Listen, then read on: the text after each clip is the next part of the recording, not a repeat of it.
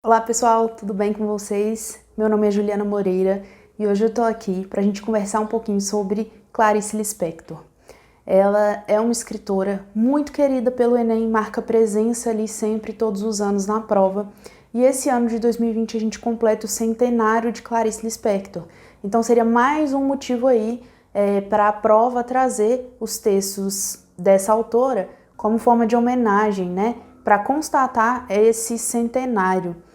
Então, se você tem interesse nesse assunto, em tudo que diz respeito à redação do Enem, não deixa de se inscrever nesse canal e clicar no sininho para receber as notificações. Além disso, se você achar que esse conteúdo foi importante para você, por favor, compartilhe com seus amigos e deixe seu like para mim. Isso é muito importante para o meu trabalho. Bom, a gente está aqui em 2020 e Clarice Lispector nasceu em 1920. Então a gente completa aqui os 100 anos da existência de Clarice, caso ela não tivesse morrido em 1977. Falar de Clarice, mas nunca tiveram contato com a sua literatura, ou ainda só passam por aquele momento em que a Clarice aparece na escola literária do modernismo, ali pelo livro didático, e depois nunca mais. Primeiro eu preciso dizer para vocês que esse é um grande equívoco. A gente está falando de uma grande autora que tem textos maravilhosos e que contempla gostos muito distintos. Então a Clarice escreve contos, também escreve romances. Então para quem gosta de um texto mais curto ou para quem gosta de textos mais longos, e ela traz características muito novas que a gente vai ver daqui a pouco para a literatura dela. Então eu recomendo, sobretudo, que vocês leiam Clarice, para além dessa ideia de que ela aparece lá no nosso livro didático. Bom, muitos alunos pensam que a Clarice é brasileira, de naturalidade brasileira, mas na verdade ela nasceu na Ucrânia, de uma família judia, e em razão da perseguição antissemita que aconteceu como resultado principalmente ali da Guerra Civil Russa entre 1918 e 1920, a família de Clarice, quando ela ainda era um bebê, eles vieram fugidos aqui para o Brasil. E o primeiro lugar que ela morou, que essa família morou, foi em Pernambuco, em Recife. Então muitas pessoas, até pelo sotaque que ela carrega, quando a gente vê na entrevista, né, o pessoal fala, a Clarice é pernambucana e tem todo esse orgulho.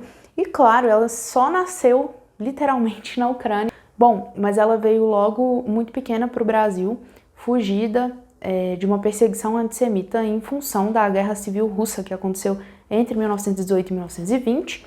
Então essa família dela chegou primeiro em Maceió, depois eles se mudaram para Recife e tem toda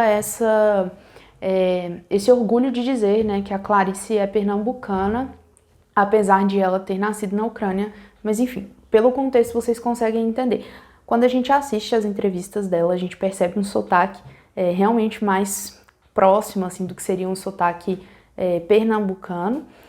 E claro que essa identificação existe, né? Depois ela vai morar no Rio de Janeiro, mas isso não vem tanto ao caso aqui para a nossa conversa. O importante ela é considerada uma escritora brasileira, portanto ela faz parte do estudo da literatura brasileira, isso vai aparecer nos livros didáticos de vocês.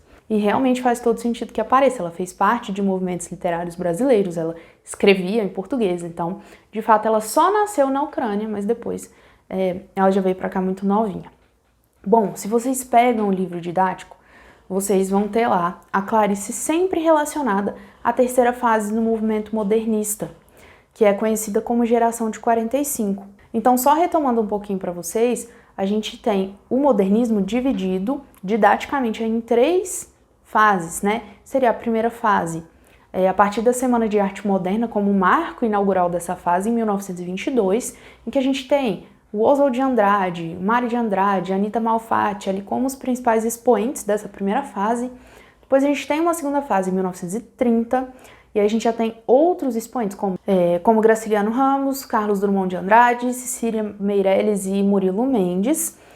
E nessa geração de 30, ela ficou conhecida por ter uma poesia muito engajada, o que alguns chegaram a caracterizar como uma literatura panfletária, porque tinha ali um caráter de reivindicação política e social muito forte. Então, ou era uma literatura de denúncia da realidade social, ou era uma literatura mais engajada politicamente. Então, quando veio a geração de 45, o que vai acontecer é a ruptura com esse momento de engajamento Diferente da de 30, que estava nessa literatura, a geração de 45 ela vem para uma literatura mais experimental, algo novo, algo que quer se desprender desse compromisso social que estava bem presente, bem marcado na segunda geração modernista. Então é aqui que está a Clarice, nessa terceira fase, com essa característica da experimentalidade com muita força. Isso aparece de forma bem contundente na obra dela. Eu separei para vocês aqui algumas características da obra da Clarice.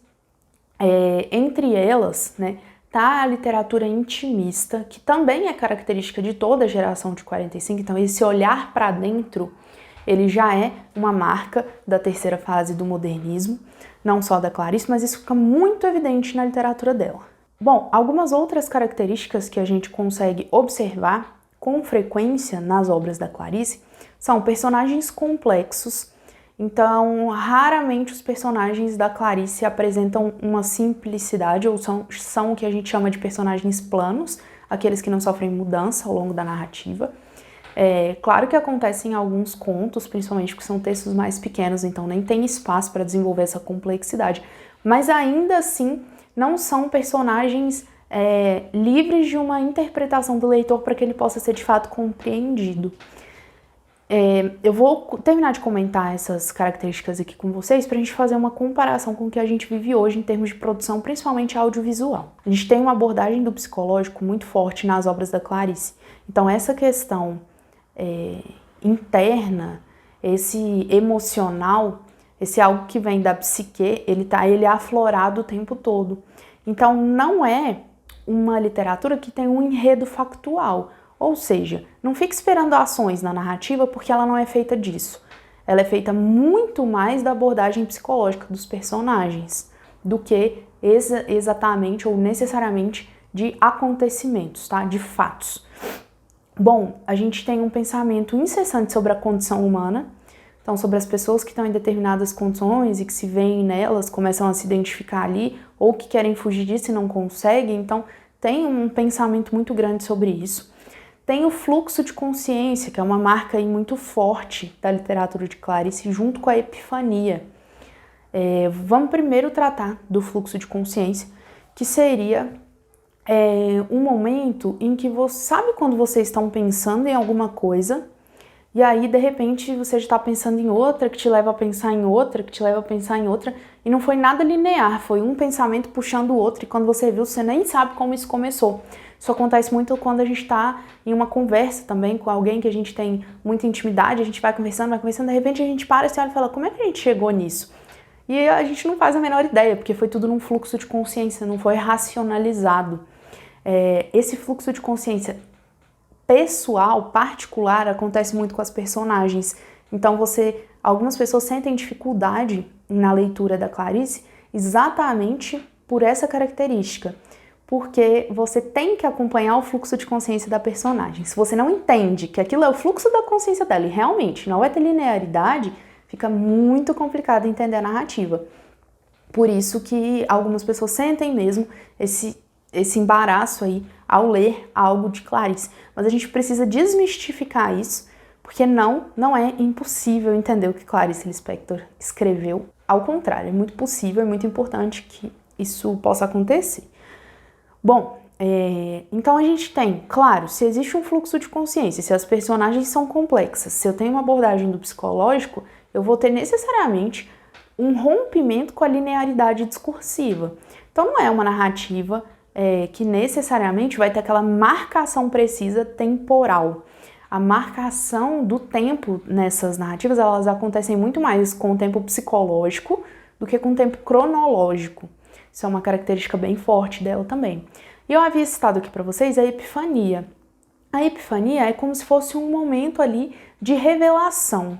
Um momento em que algo do cotidiano acontece, é sempre algo bastante simples ali que acontece, e a pessoa tem como se fosse uma abertura de olhos para algo, uma revelação que não é no sentido de uma revelação positiva e ali, nossa, agora eu sou muito feliz com isso aqui que eu descobri. Não, na verdade, geralmente é bem angustiante o que é revelado para essa pessoa dentro dessa epifania, tá? Então é bem bacana a gente tentar procurar esses traços e perceber essa repetição na obra dela. Bem interessante.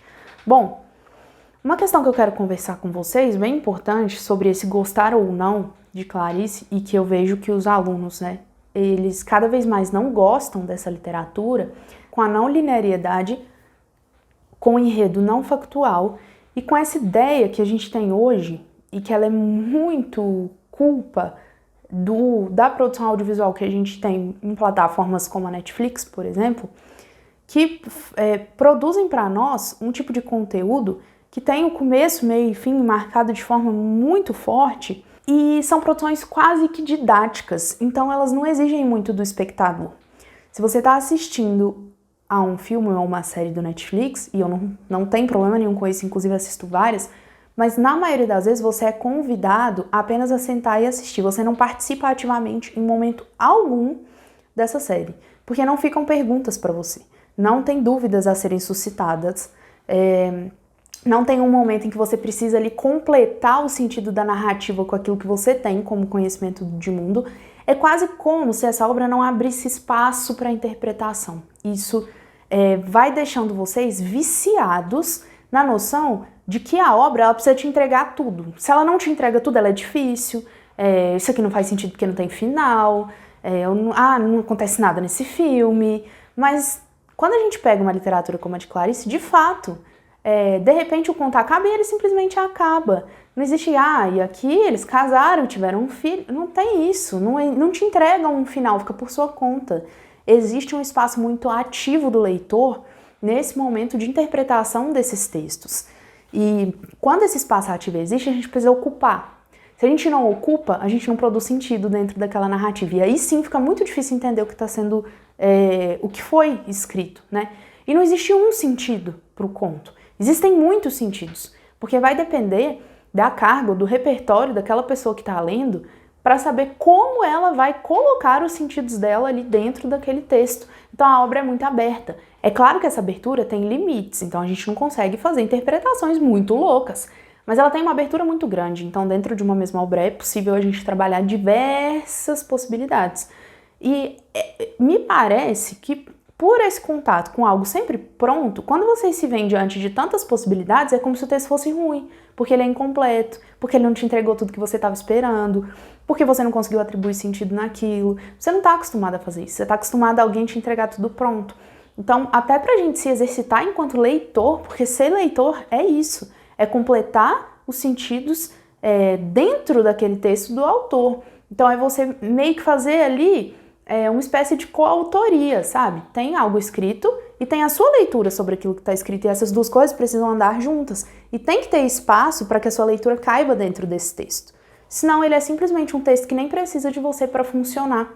Um bom texto precisa do leitor para funcionar. E não é isso que a gente encontra nas séries da Netflix. Ela não precisa de mim. Tudo tá dado ali. Eu não preciso interpretar nada. Tá tudo de bandeja. E aí vocês têm muita dificuldade em interpretar texto, muita dificuldade em ler essa literatura. Por isso, tomem cuidado com essas escolhas que vocês fazem. Tentem manter um equilíbrio, tá? É bem importante. Bom, agora que a gente já falou um pouquinho das características, eu vou ler um conto aqui com vocês bem curtinho, só para vocês perceberem que não é impossível ler Clarice. Então eu escolhi um texto dentro do livro Felicidade Clandestina. Existe esse livro aqui que eu indico para vocês, que são todos os contos da Clarice reunidos em um único volume. Então a gente tem, eu vou pegar aqui para vocês o índice, o Felicidade Clandestina tá aqui dentro.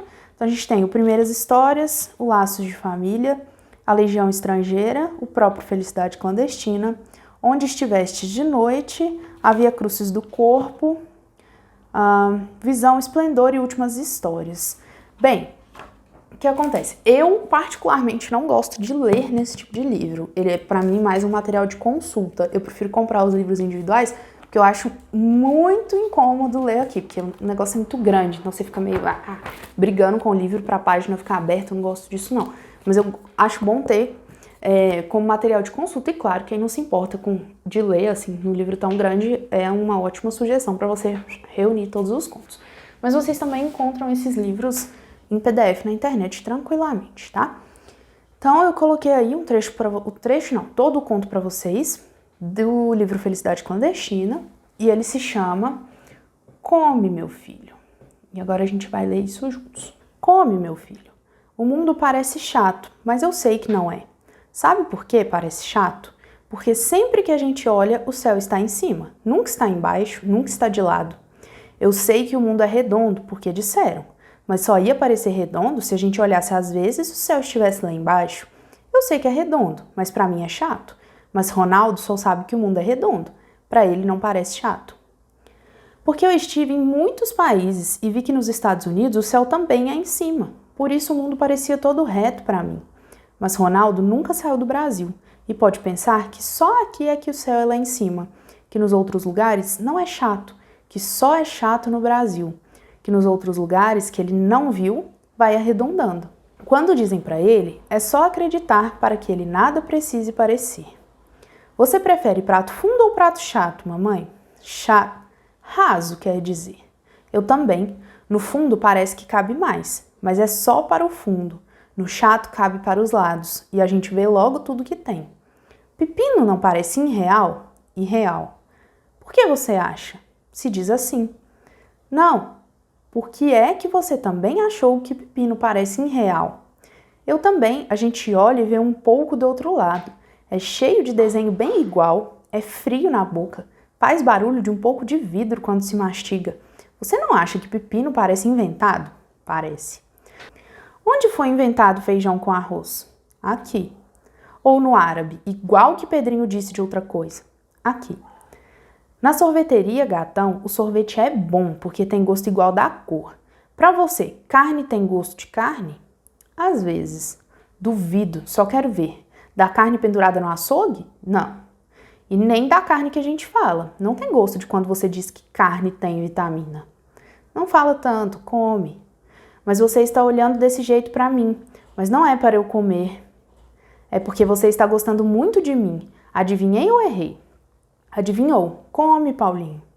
Você só pensa nisso. Eu falei muito para você não precisar pensar só em comida. Mas você vai e não esquece. Esse conto é um conto muito querido, assim, né? Muito gracinha, muito fofo. E que se a gente passar direto por ele, ele passa, e é isso. Mas se a gente para uma interpretação, ou mesmo um olhar um pouco mais atento, a gente percebe que ele não é tão simples quanto ele parece. Ele traz informações muito bacanas para nós. Por exemplo, a gente tem só dois protagonistas aí, o Paulinho e a mãe dele tá tentando dar a comida para ele e ele tá fazendo de tudo para não comer. Entre muitos questionamentos que esse garoto faz, eu tenho certeza que vai chamar a atenção de vocês nesse momento, porque a gente vive esse absurdo do pensamento de que a Terra é plana, né? Não sei o que acontece com as pessoas, que com um mundo com tanta informação, ainda vem gente dizer que não, a Terra é plana e tudo é uma invenção. Então, quando o Paulinho começa com esse discurso de a Terra é chata, eu tenho certeza que é a primeira coisa que vocês pensam. E olha só, para uma criança, ele está procurando o factual para se colocar no mundo, se entender nesse mundo. Ou se o céu está sempre em cima, como é que a Terra é redonda? Se a Terra é redonda, ele devia passar para o lado, e depois para baixo, para o outro e para cima. Se ele está sempre em cima, ela deve ser chata, não é possível. Então, a gente tem certeza que isso vai chamar a atenção de vocês, mas vocês têm que lembrar que isso aqui foi escrito em 1970, então não é exatamente um cutucão nos terraplanistas. Mas é interessante vocês pensarem como a criança está tentando se enxergar no mundo e como ela está tentando, a partir das situações, tirar as conclusões dela. Então, por isso, para mim a Terra é chata. Mas olha só, eu viajei para outros lugares. As pessoas estão achando que a Terra é redonda porque elas devem imaginar que nos outros lugares ela passa pelo lado e passa por baixo. Mas eu já fui nos Estados Unidos e lá o céu é em cima. Então ele vai criando hipóteses, né? E depois ele cria hipóteses sobre algo também muito curioso, que é o gosto. Então, primeiro o pepino, né? A textura do pepino. Nossa, isso é muito estranho, isso é desenhado, parece que tá mastigando vidro, o negócio faz barulho e é gelado, isso é irreal. Quem inventou isso? Porque nem é agradável de comer. Ele fala sobre isso. Depois ele vai pensar, onde foi criado o arroz com feijão? De onde veio isso? Por que isso tá aqui? E, por último, gosto, né? Então, eu gosto do sorvete porque o sorvete tem gosto da cor. Gente, vocês querem um sorvete que tem mais gosto de cor do que aquele sorvete de tutti-frutti? Você vai na sorveteria e tem aquele negócio azul. Você fala, moça, eu quero um sorvete de tutti-frutti. Aquilo tem gosto de quê? Não é de tutti-frutti, porque isso nem existe. É de azul. É isso mesmo. Você vai e fala, nossa, esse sorvete aqui tem um gosto muito peculiar. E parece que ele tem gosto da cor mesmo. E aí ele vai tentando fazer essa associação. Ah, com sorvete funciona muito bem. O rosa tem aquele gosto, né, peculiar ali do morango. Tem o sorvete azul que tem gosto de azul. Mas carne não tem gosto de carne. Olha que nojo. Quando você fala carne, você lembra daquele trem pendurado no açougue. Eu não quero isso. Eu não gosto de comer isso. Eu gosto de comer a outra carne. Aquela que, por mais que tenha vindo do mesmo lugar do açougue, ela passou ali pela frigideira, delicinha e foi pro prato. Beleza. Mas ele não consegue fazer essa associação. Como é que você pensa em carne e no gosto de carne se tiver aí na cabeça aquilo que tá no açougue e não aquilo que tá no prato? Como é que a gente faz para associar essas ideias? Então, é como se a gente estivesse diante de um personagem aí muito inquieto. Um personagem que quer descobrir, que tem essa necessidade de duas coisas. Primeiro, de enrolar a mãe dele porque ele não quer comer. Segundo, de se questionar. E é uma capacidade que a gente perde ao longo da vida. Tanto que vocês veem uma criança, quem tem contato com criança, irmão, filho, aí sabe. Gente, criança de 3 anos é uma metralhadora de pergunta. A criança quer entender tudo, tudo, tudo, tudo. Ela te pergunta absolutamente tudo. E você quer responder, mas tem momentos que você tá com pressa, você precisa que a criança coma, você precisa dar banho na criança. Não dá pra ficar respondendo tudo, você fica impaciente, igual essa mãe. Chega um momento que ela fala, come, meu filho? Tá aí pensando no pepino, no arroz com feijão, meu Deus do céu, por que essa criança tá pensando nisso? Mas é uma inquietação muito própria da criança. E é uma inquietação que a gente perde, porque as perguntas dele são muito boas. E a forma como ele vai pensando, especialmente sobre a Terra chata ou redonda, é muito interessante. A gente não só perde essa capacidade, como a gente não quer incentivar elas nas crianças. Enche o saco, é difícil, tem que ter paciência para responder e nem sempre as pessoas têm. Então percebam como parecia só uma história legal. Mas se a gente para um pouquinho para tentar entender o que está acontecendo, a gente tem um conflito de gerações, um conflito de momentos, o momento em que a criança está sendo questionadora, o momento em que a mãe precisa ser prática, porque o que a criança precisa é se alimentar de comida, mas ela quer se alimentar de resposta. Então, vejam como é bacana. Eu fiz uma interpretação do texto, eu tirei tudo isso do texto. Juliana, eu não acho isso, eu acho outra coisa. Ok, se tiver respaldo no que a gente leu, perfeito, não tem problema algum. A gente só não pode inventar interpretação, ela tem sempre que ter respaldo no texto. Mas de resto é aberto, percebe? Como eu tirei várias coisas, porque a obra é aberta. Se ela me desse começo, meio e fim, eu não ia ter o que fazer aqui. Eu não seria um leitor ativo. Então tá aí só um exemplo para vocês de como a gente pode se deliciar com essa obra da Clarice e como ela não é nada inapreensível, inalcançável, de outro planeta, só para pessoas muito inteligentes. Não, né? Vamos desfazer esse mito. Bom, pessoal, como eu disse para vocês, o Enem adora a Clarice, adora. Pensa numa prova que gosta dela, é o Enem. Então, eu trouxe algumas perguntas aqui para vocês, que caíram em vestibulares, não necessariamente no Enem, pra gente ver como isso costuma aparecer, mas bem tranquilas, tá? Olha lá, sobre as características da obra de Clarice Lispector, é correto afirmar. Letra A causa socialista e, posteriormente, o ceticismo político marcaram sua vida. Sua obra pode ser dividida em 4 fases: fase gauche, fase social, fase do não e fase da memória. Eu não falei nada disso aqui para vocês, né? Inclusive, essas são características muito marcantes da obra de Carlos Drummond de Andrade. Na verdade, cada alternativa aqui vai ser de um autor, mas eu não vou ficar me detendo a isso, que eu quero que vocês foquem na Clarice nesse momento. Então, letra B. Sua poesia é marcada pela presença constante de metáforas e símbolos, inclinação para o surrealismo e os contrastes entre o abstrato e o concreto. Sua obra sofreu grande influência do marxismo. Não, né? Sua prosa e poesia foram marcadas por temas relacionados à paisagem nordestina, denúncia da condição de exploração e marginalização dos negros. A partir de 1935, sua obra ganhou também um enfoque religioso, em virtude da sua conversão ao catolicismo. Não, não e não, né? Porque a gente sai dessa poesia engajada da geração de 30, eu falei isso pra vocês, então não tem essa noção de temas relacionados à denúncia da condição humana, não tem, e Clarice também não tinha uma obra com enfoque religioso, então tomem cuidado. A escritora nunca esteve filiada a nenhum movimento literário. Contudo, é possível observar certa inclinação neossimbolista em razão da presença de temas como o espiritualismo e o orientalismo em sua obra. Isso não aparece na obra dela, e por mais que essa filiação ao movimento literário, ela acontece lá na terceira geração modernista, né? Agora vamos à alternativa E, que vai ser aquela que é a última, então tem que ser a certa. A pesquisa estética e a renovação das formas de expressão literária são características da obra da escritora, que utilizou amplamente a técnica do fluxo de consciência, transferindo a experiência interior para o primeiro plano da criação literária.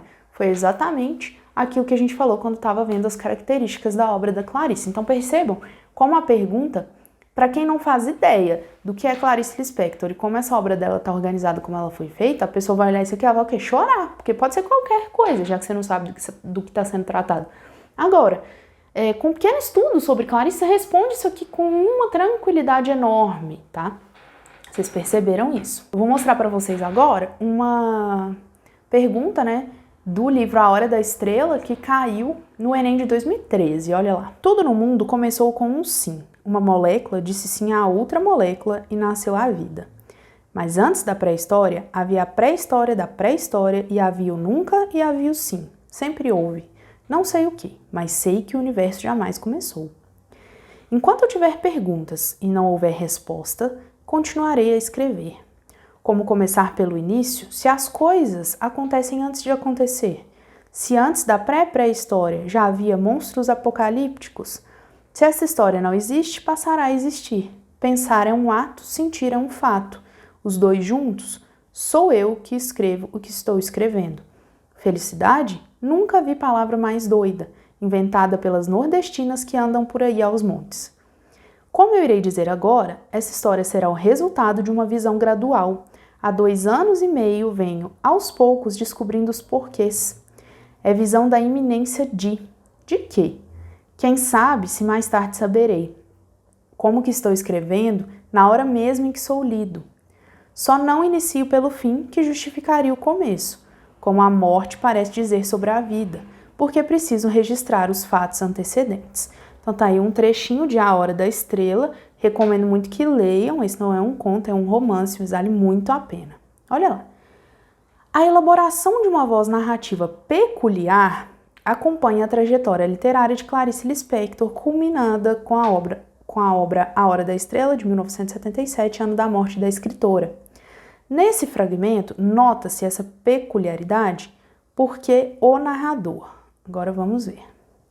Observa os acontecimentos que narra sob uma ótica distante, sendo indiferente aos fatos e aos personagens. Se vocês voltam aqui, é um narrador em primeira pessoa e ele não está distante de nada, ele está vivendo tudo de forma bem intensa. Relata a história sem ter tido a preocupação de investigar os motivos que levaram aos eventos que a compõem. Ao contrário, né, existe um questionamento excessivo aqui. Revela-se um sujeito que reflete sobre questões existenciais e sobre a construção do discurso.